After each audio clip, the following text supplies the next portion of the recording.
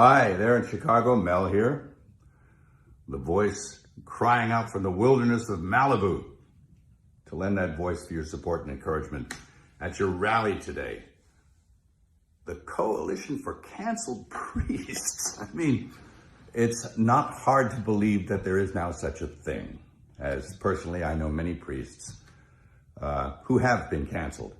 But not for the reasons you'd think. I mean, it's not like they did a hit-and-run drive and left the scene of the crime or embezzled church funds, stole the altar wine, or committed some other heinous crime. No, not at all. And who's persecuting them? Well, their own bishops. How's that? Yep. Who are they? Well, they're a pack of men who generally passively sit by and tolerate any kind of nonsense. But if one of their priests utters something that resembles orthodoxy, well, then they spring into action, they reprimand him, and they bully him and do their best to cancel him. And they succeed. They drum him out of the service, off he goes. I'm really sorry about that.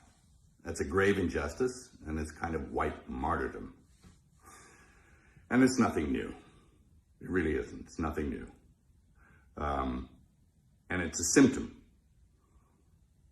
It's a symptom of a very deep sickness that afflicts the church. It did not happen overnight. If anyone's familiar with the missives of Archbishop Vigano, he says that the seeds of erosion of the church were sown with the reforms of Vatican II, and I agree with him. He suggests even that we scrap the whole thing and go back and do it the way it was before. And it was a pastoral council after all. I mean, there was nothing wrong. It didn't need to be fixed. They were doing pretty well. At any rate, and I've had my own run-in with the bishops. I mean, who are they? Well, I remember when I directed The Passion, I went to the USCCB to get support for the film. And those men couldn't get away from me fast enough.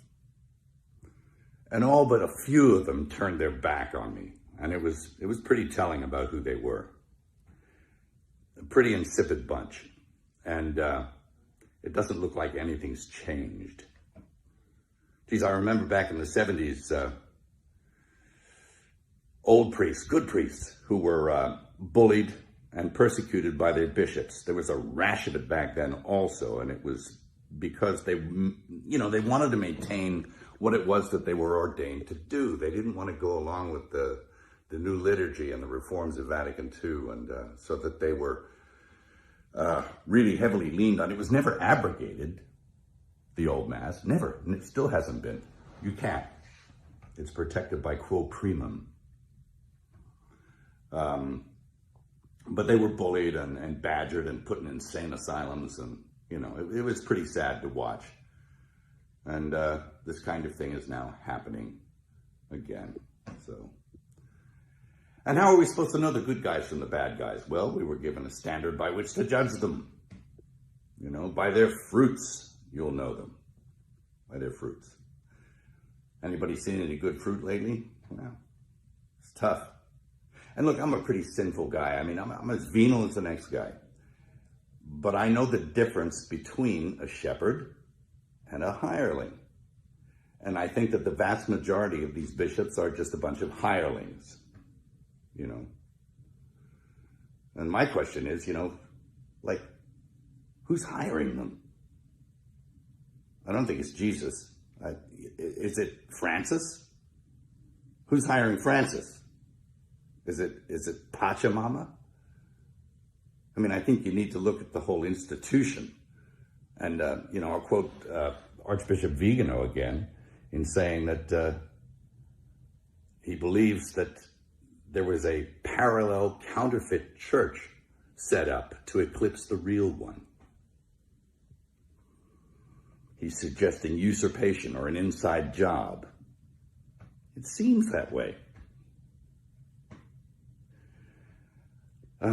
Anyway, of course, we know the gates of hell will not prevail against it. The victory is God's, not ours. And it will flourish if we keep it in our hearts.